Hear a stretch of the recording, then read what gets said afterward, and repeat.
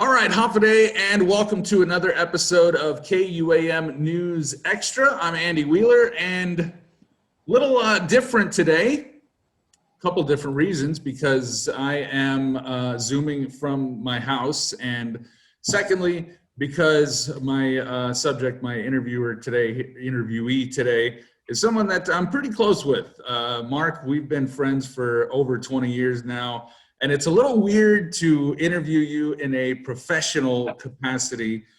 So this definitely should be pretty interesting, because you were just over at my house a couple of weeks ago, and we were catching up on a personal level. But today we're catching up professionally, because you are with the National Guard. What's your title over there again? PAO, Public Affairs Officer.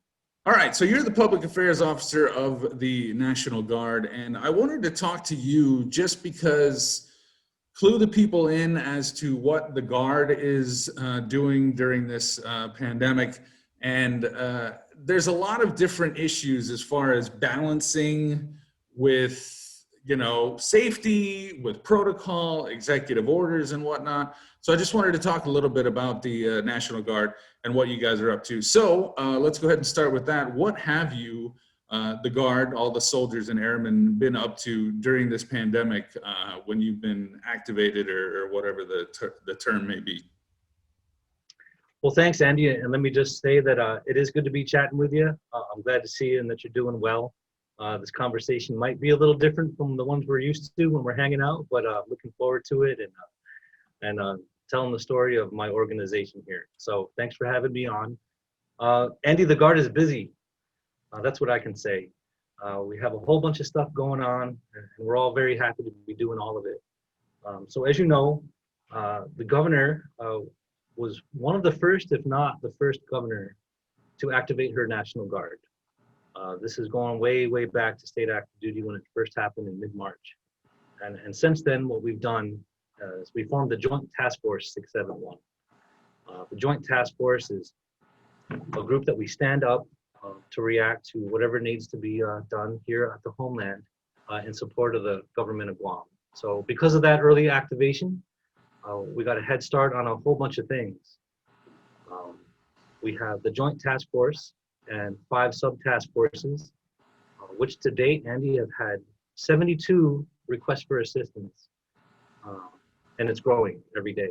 So a request for assistance, in other words, is the government agency will request if the National Guard can help them out with something, whether it's crowd management at the public unemployment assistance, or whether it's help with the quarantine facilities, or helping with passengers at the airport, any number of things. There's been 72.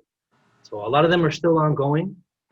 We're a very busy Guard right now, since we just got extended on our 502 Fox orders, which we'll talk more about. We have about 220 folks, give or take, right now, doing all different kinds of things. From our task force medical, started off having some soldiers on the surgeon cell, the medical advisory board up at Adelie. We had medics in GRMC. Just today, earlier this morning, we had 8 of our combat medics up at DOC, helping DPHSS do testing on the inmates. We have task force response, which helps out at the food distribution sites.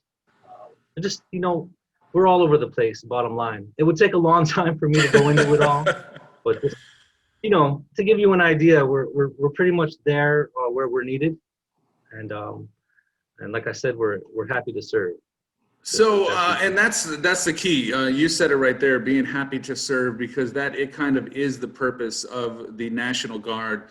Wherever that need is, if it's just to supplement law enforcement or to help out with certain things. I mean, you've got trained, qualified individuals, soldiers and airmen in all different fields that in their civilian lives, maybe they are medical personnel, maybe they are first responders, they're police officers. So many of them do have the civilian training and their military training. So when that call came in, the governor decided, hey, we need to activate the Guard. We need to get out in front of this. You guys are ready to go, boots on the ground, so to speak. Yeah, and that's one of the special things about the Guard. We are citizen soldiers, right? So when people see the commercials and we're doing stuff 2 days out of the week, I think they have them riding jet skis and playing golf on the commercials. I've never done those things, but no, what's great about it, Andy, is that we bring our skill sets into the uniform from our civilian jobs, right? So we have actual doctors, we have construction workers, we have different kinds of healthcare professionals, we have service professionals, we have people who are in management of the hotels that can bring their skill sets into the quarantine facilities. And the list goes on and on. And that's what makes the Guard special. The active duty has their functions and the reserve has their functions, but the Guard is the one that can be tasked to serve the homeland, right? So I don't know if you knew this, but the Guard actually has 3 ongoing missions. One is the federal mission, where you see us deploy over to wherever, Afghanistan, Iraq, Africa, which we've done. Another mission would be for the community, where we've adopted parks and roadsides and even elementary schools. And then our other mission is the state mission, in cases like what we're seeing now with this pandemic response. And that's unique to the Guard. So yeah, we are happy to serve. It is what makes us unique. And I got to say that our folks here in the Guard, they're your neighbors. They're from the village. A lot of us all know each other, work together, are related or whatnot because of how Guam is. And nothing can make us happier than having a chance to do this mission, which is to serve our homeland. Yeah, absolutely. And we're going to take a break right now. When we come back, I did want to talk about the individuals that are serving in the Guard. So we'll be back with KUAM News Extra. Keep it here. All right, welcome back to KUAM News Extra here, talking with Mark Scott from the Guam National Guard. And we were talking a little bit about the citizen soldiers that you have and, that put the uniform on and they're out there doing what they're ordered to do. And sometimes it does get lost that these are your cousins, your uncles, these are your family members and friends, because it kind of takes a little bit of the personalization away from it when you just think of the Guard as a whole. So you are dealing with a group of individuals here that work as one unit, but you guys, you don't have the luxury of shutting down during the pandemic. You can't just say, hey, we're going to have to, close up shop for a little bit. I mean, you're the National Guard. So how do you balance the safety, the concerns of your soldiers and airmen with completing these missions that the governor calls on you to do? Right, and that's a great question. So with regard to the safety of the force, as you know, we have a real fluid situation. We get the updates from the governor's office probably the same time you all do, and that sends us into our planning. It sends us into developing our options, and we're always looking at the safety of the force to protect the force. Right, the Adjutant General, General Esther Agagi, and our JTF Commander, Colonel Ronnie Delphin, their watchword really is protect the force. And so we do all of our planning with that in mind, with how can we make sure that we're staying safe and we don't go down so that we can continue to serve, right? We have to take less risks. We have to mitigate all those risks so we can continue to serve. Because, right, what good are we if we're being charged to help protect the people and we're getting right? And you look at the situation like the Teddy Roosevelt with Captain Crozier, the safety, the well-being of his sailors, and the fact that some of them got infected. They needed to maintain that operational readiness, but also take care of their sailors. So that was a huge international story. Yeah, that's right. And there were some lessons learned from that for sure. And we've taken some of those and we've adopted our own measures, of course. So some of the things that we're doing right now, I spoke of that joint task force that was stood up back in March, right? So some of the measures we're taking are, we're looking at restrictions on movement. We're looking at more telework for the staff itself.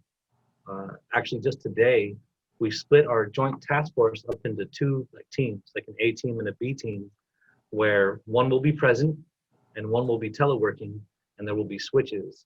And the reason for that is that if anyone does test positive on our task force, we don't all go down. We protect the other team and other things like that, Andy, where we're really leaning forward and looking at being as safe as possible so that we can continue to serve. Yeah, it's minimizing that risk and, the spread of infection, so you can continue to, complete this mission that the governor, has tasked you with, and you can't do that when you got a bunch of sick soldiers. So, That's right. that brings up the drill aspect, because I know that, once a month, the Guard gets together, they do their drill, their exercises, and a lot of that is outdoors, and there's social distancing, and sometimes it's work in the office. So how have you had to adjust the drill so that you do have the safety of your soldiers foremost? Very true and very good point. So another good thing about the Guard is that we're on the forefront of some technology, right? One of our job descriptions is IT and network people. So we have this new technology at our fingertips where we can conduct what they call virtual drill. There's online training that we're looking at replacing some of the things that we had to be present for, right? You're seeing some innovative things way down at the squad leader and team leader level, where people are conducting their PT on their own at home, and they're sending in like the Fitbit results, and they're sending in things that show that they're training out. You're seeing a lot of creativity, you're seeing a lot of innovation, which, honestly, Andy, that's right in line with what we do anyway. You heard that cliche, adapt and overcome. Right. We kind of see this as another way to exercise that, if you will. Is it one of those, like, you're wearing the uniform top, but your shorts, and, is that how it's? Yeah, hey, Andy, can you send me your Fitbit workout? I'm going to forward it to my commander. We're going with the honor system here. Adapting and, evolving with the times, because this is not something that there's a playbook for, even in the military, where you guys have a contingency plan upon a contingency plan for different situations. This is something that, hey, we don't know all the information right off the bat. You've got to evolve with it. And I think the Guard has done that. I mean, when you go back to the checkpoints, when those were put in place back originally when this pandemic came about, there wasn't a whole lot of positive feedback from those, but that's the mission. That was the order that was given, and you guys were all up to the task. And you're constantly changing the game plan to adapt to the situation. As we've seen a lot more positive cases now in the past couple of days. So things may change again. But again, I'm pretty sure that you and the adjutant general, you've got the safety of the soldiers in mind, because you can't do your job if you're, in the ICU or something. That's right, Andy. It's our job to stay ahead of the game. There may not be a pandemic playbook for COVID specifically, but a lot of us over the course of our careers have had similar playbooks when it comes to fluid situations, if you will, right? Managing changing or chaotic situations, working together as a team, having adaptation and flexibility built in. And all these things about the military from being from a military family yourself. The Navy brat, you can say it. I didn't want to go there.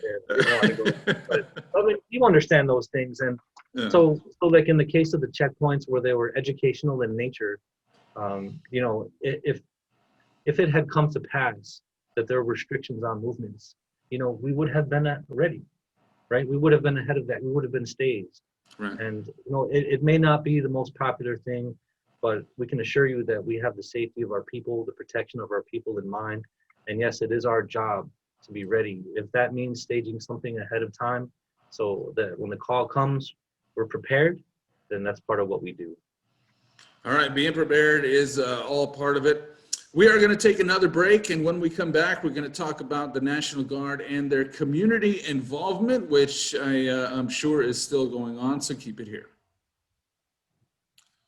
All right, welcome back to KUAM News Extra, talking about the National Guard. And over the years, I know on my way to work, I have seen many, many times that the National Guard is out there on the side of the road picking up trash, or they're part of a different cleanup, something like that. Now, some of those things have had to be put on hold because of the pandemic. When you've got a limited amount of soldiers and airmen, you've got a job to complete, you've got a mission.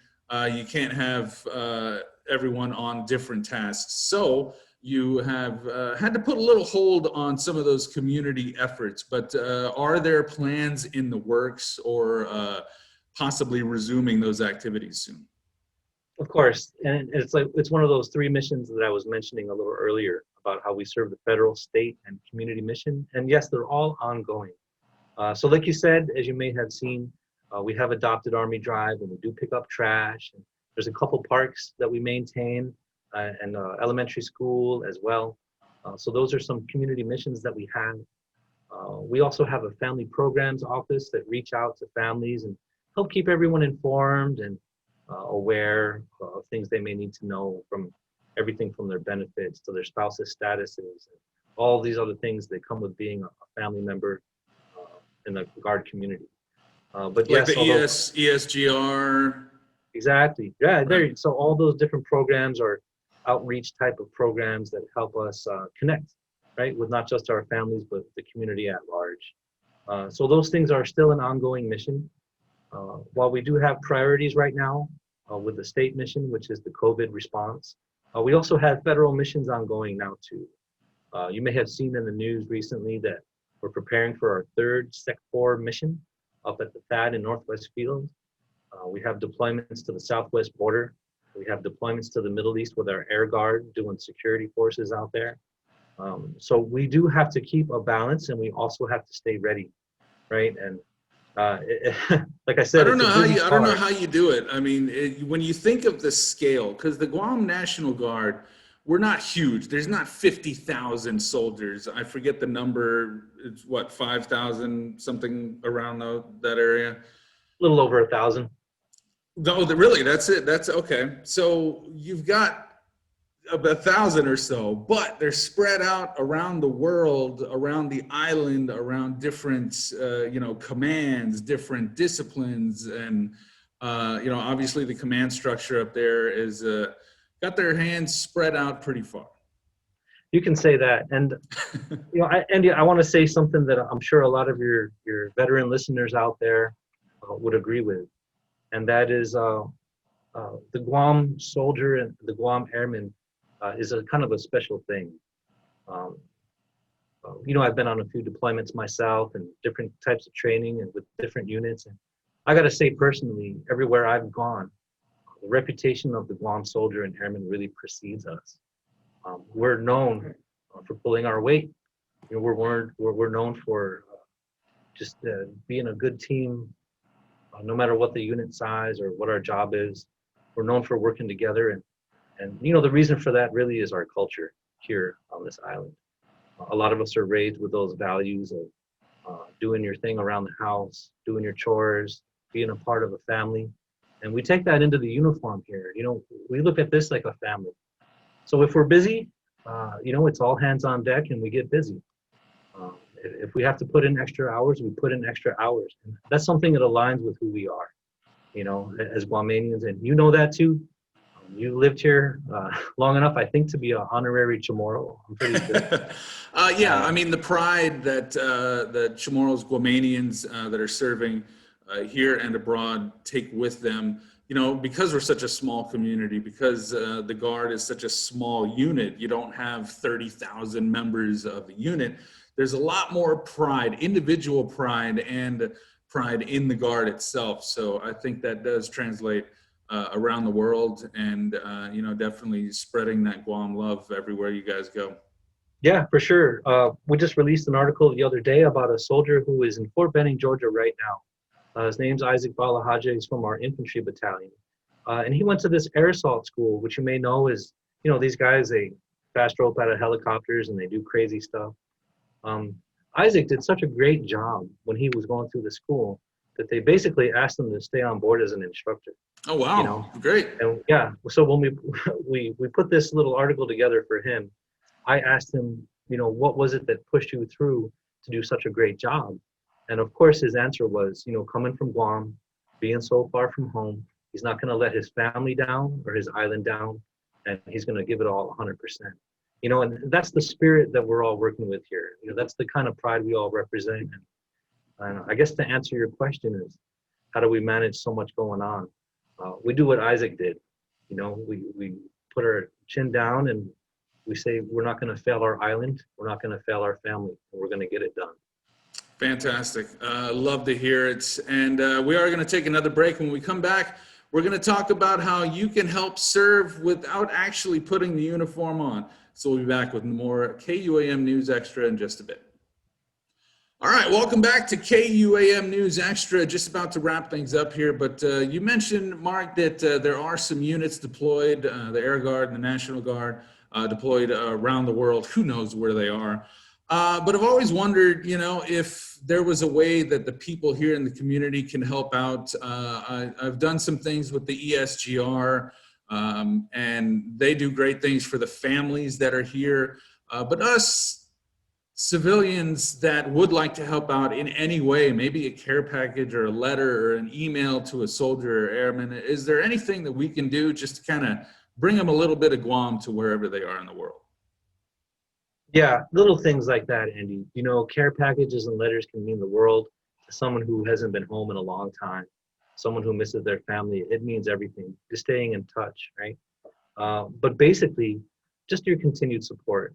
Really, like we were talking about in the last segment, what really drives us is representing our island, not letting our people down, and being there for each other, right? And good service like that is its own reward. So just really your support.